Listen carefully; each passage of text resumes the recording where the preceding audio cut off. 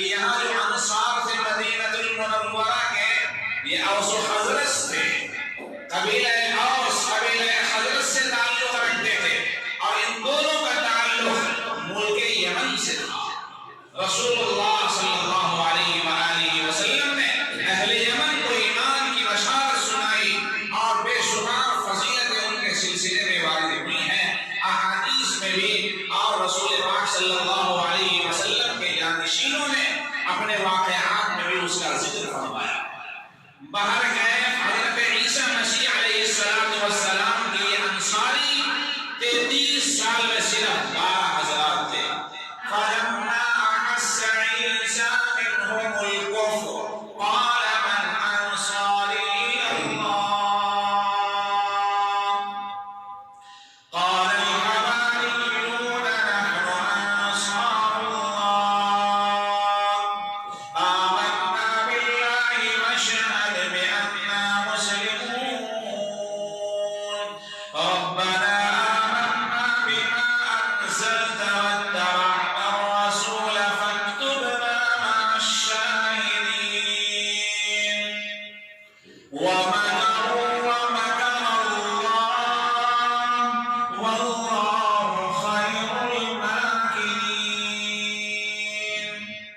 تدبیریں لوگوں نے بھی کی، سازشیں کی، ومکر اللہ، خدا نے اپنی تدبیر فرمائی، واللہ خیر الماکرین، اور خدا بہترین تدبیر فرمانے والا ہے۔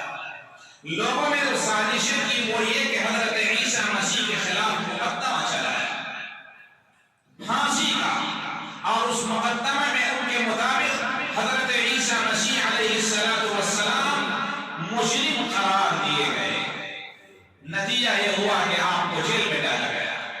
اس جیل میں ڈالنے کے بعد ایک شریف کریم انسان جس کو جیل میں ڈالا گیا ہو، جس کو جرم کا الزام جس پر لگایا گیا ہو، اس انسان کی حالت کیا ہو سکتی ہے؟ اس زمانے کے دستور کے مطابق سلیب جو سولی دینے والی لکڑی ہوتی ہے، یوں ایسے اس کا نشان بنا ہوتا ہے۔ ہر کرسچن حضرات کے یہاں اس کا ہونا ایک طرح سے ضروری ہے۔ چرچ کے اوپر بھی اس کا سمبل نشان لگا رہتا ہے۔ وہ سلیب ہے۔ اس زمانے کے دستور کے مطابق جس کو پھانسی ہونی ہوتی وہ سلیب کی لکڑی اٹھا کر چلتا تھا۔ حضرت عیسیٰ مسیح علیہ السلام بھی اس لکڑی کو اٹھا کر چلے کہ اب پھانسی وہاں دی جائے گی۔ کرسمس ڈے کا موقع ہے، 25 دسمبر آنے والا ہے، اس نظریے سے آپ اس کو سمجھیں جو قرآن اور حدیث میں ہے۔ حضرت عیسیٰ مسیح کمزور ہو گئے تھے، چلتے تھے گر جاتے تھے، چلتے تھے گر جاتے تھے۔ تمام بنی اسرائیل اور یہودی سرکش نافرمان خدا کے باری وہ اس کے منتظر تھے کہ حضرت عیسیٰ کو سولی دے دی جائے اور خاتمہ ان کا ہو جائے، ایک تاریخ یہاں سے بند کر دی جائے۔ وہ چلتے تھے گر جاتے تھے، بھیڑ اکٹھا تھی۔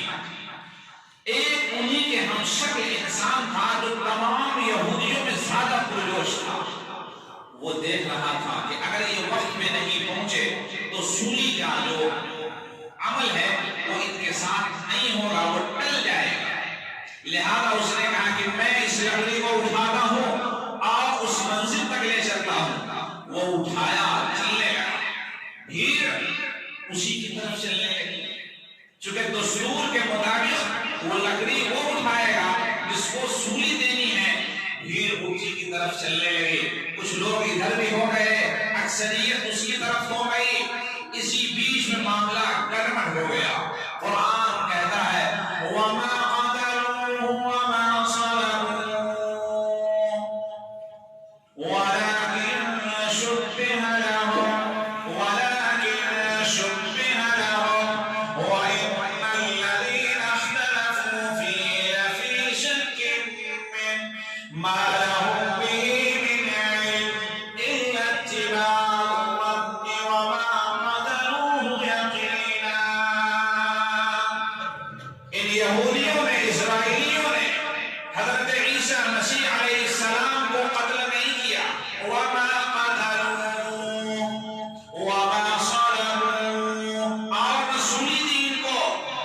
بلکہ معاملہ گڑبڑ کر دیا گیا، ان کو شک شبہ میں ڈال دیا گیا۔ وَلَٰكِن شُبِّهَ لَهُم مَّا لَهُم بِهِ مِنْ عِلْمٍ إِلَّا اتِّبَاعَ الظَّنِّ وَمَا قَتَلُوهُ يَقِينًا۔ یقینی طور پر ان اسرائیلیوں نے حضرت عیسیٰ مسیح کو قتل نہیں کیا، قرآن میں دو دفعہ اس کو بتایا تاکہ شک شبہ زائل ہو جائے۔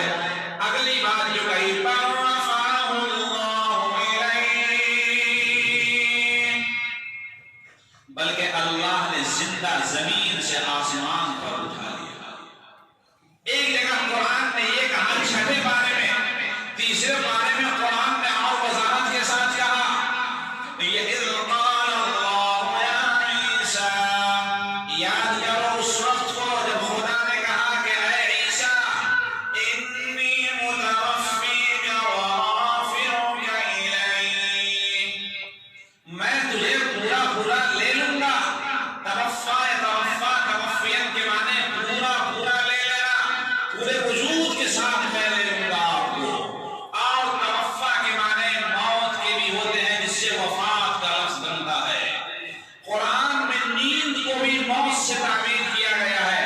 اہل علم طلبہ موجود ہیں، قرآن کہتا ہے اللہ یتوفی الانفس حین موتها والتي لم تمت في منامها فيمسك التي قضى عليها الموت ويرسل الأخرى إلى أجل مسمى۔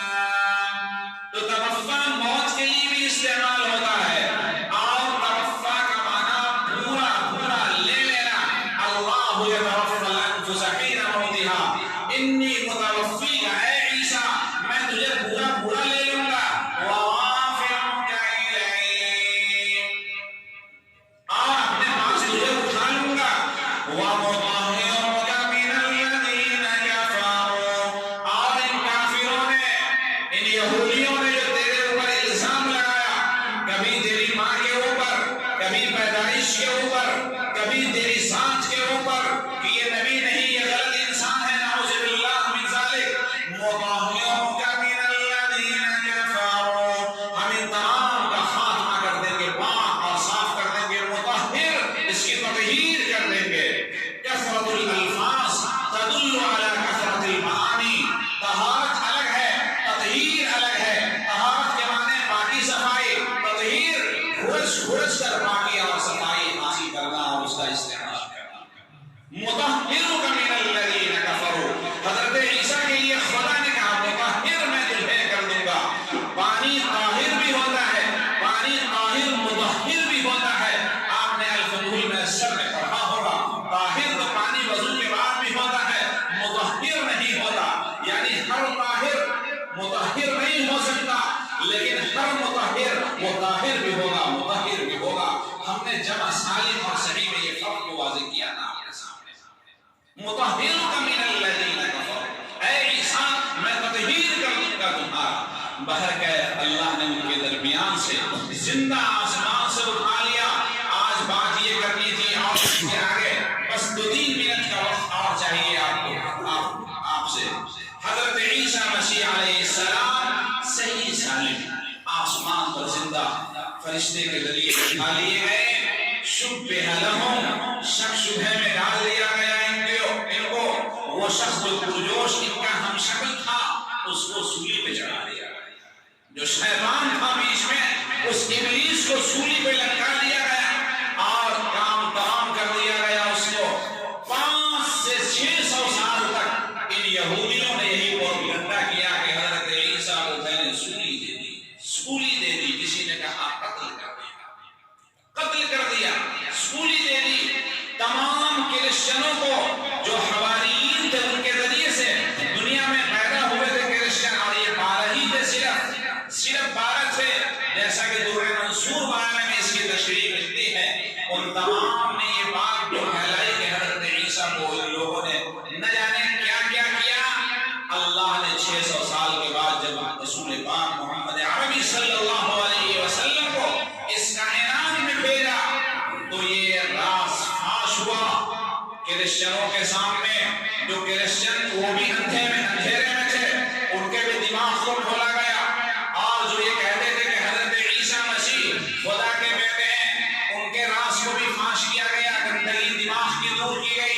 وقالت اليهود عزير ابن الله وقالت النصارى المسيح ابن الله. نصارى کرسچن یہ کہنے لگے کہ حضرت عیسیٰ مسیح خدا کے بیٹے ہیں. اور قرآن میں دوسری جگہ فآمنت طائفة من بني إسرائيل وكفرت طائفة فأيدنا الذين آمنوا على عدوهم فأصبحوا ظاهرين أي غالبين. حضور پاک محمد عربی جب تشریف لائے فأيدنا الذين کا ظہور ہوا 600 سال کے بعد.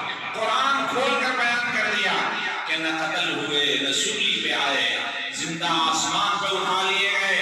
اے کرسچنوں کے 3 جماعتوں چھوڑو، ایک اس میں آ جاؤ جو ان میں کی ایک جماعت یہ کہتی ہے کہ یہ اللہ کے رسول تھے، نہ ابن اللہ تھے نہ خدا تھے بلکہ اللہ کے رسول اور پیغمبر تھے.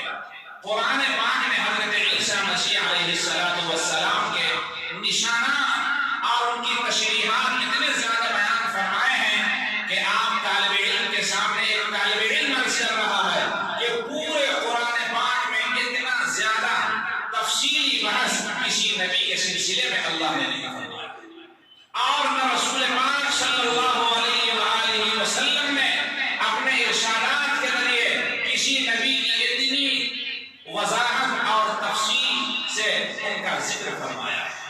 تقریباً 100 احادیث ایسی ہیں اس سے بھی زیادہ جو حضرت عیسیٰ مسیح علیہ السلام کو زمین سے زندہ آسمان پر اٹھانے کا اشارہ کر رہی ہیں. حضرت علامہ العصر محدث کبیر علامہ انور شاہ کشمیری رحمۃ اللہ علیہ انہوں نے ذکر کیا ہے اور ایک رسالہ ان کے نام سے ترتیب دی ہے. اس کے علاوہ علامہ شفیع عثمانی جو ہندوستان سے ہجرت کر کے پڑوسی ملک میں تشریف لے گئے، انہوں نے بھی اس کے اوپر لکھا. علامہ بدر الدین نے لکھا اور دیگر بے شمار حضرات نے لکھا ہے. آپ کی لائبریری میں یہاں کتابیں موجود ہوں گی. آپ کے لیے ضروری ہے کہ آپ ان کتابوں کا مطالعہ کریں کہ حضرت عیسیٰ کون تھے. ان کی آخری نشانی اب سن لیجئے 1-2 منٹ میں. یہ زندہ آسمان پہ ہیں. حضور پاک جب تشریف معراج کو لے گئے، جن کا بیان انشاءاللہ آئے گا جب رجب کا مہینہ آئے گا، تو آقا صلی اللہ علیہ وسلم کی ملاقات حضرت عیسیٰ مسیح سے آسمان پہ ہوئی. وہ آسمان سے زندہ اتارے جائیں گے. 33 برس کی عمر میں اوپر ملائے گئے ہیں. دمشق کے جامع مسجد کے شرقی مینار کے اوپر آپ آسمان سے زندہ اتارے جائیں گے اس حال میں کہ دونوں ہاتھ 2 فرشتوں کے کندھوں پہ رکھے ہوئے ہیں. بال بڑے بڑے ہوں گے یہاں تک، اور جیسے پانی ٹپک رہے ہوں بالکل سیاہ کالے بال چمکدار ہوں گے.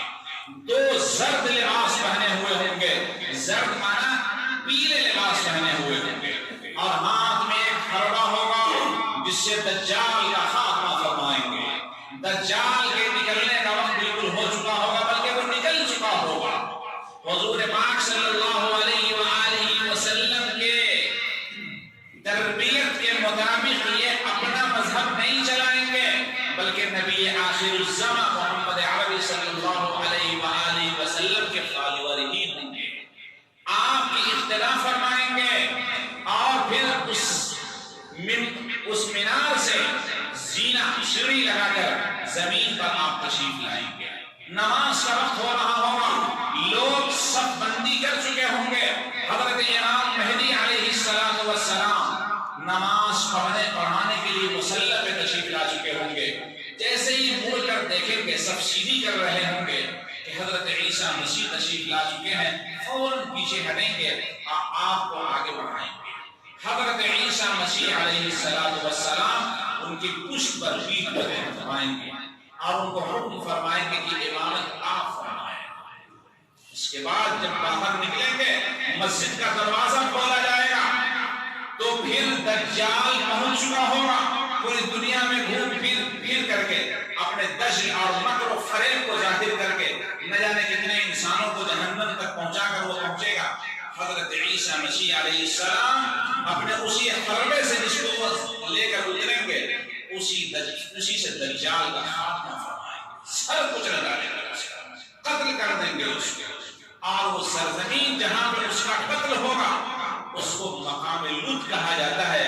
رسول پاک صلی اللہ علیہ وسلم نے اس کی نشاندہی فرمائی، مسند احمد میں اس کا ذکر موجود ہے۔ مقام لط اس وقت اسرائیل کا ایئرپورٹ ہے، اس مقام لط پہ دجال کا خاتمہ کیا جائے گا۔ حضرت عیسیٰ مسیح مکہ المکرمہ مدینہ المنورہ تشریف لے جائیں گے، نبی آخر الزمان محمد عربی صلی اللہ علیہ وسلم کو سلام درود کا نذرانہ پیش کر کے خوشخبری سنائیں گے، اور کچھ عرصے کے بعد پھر اللہ یتوفی الانفس حین موتها کل نفس ذائقۃ الموت، اس کا موت کا مزہ ہر ایک کو چکھنا ہے۔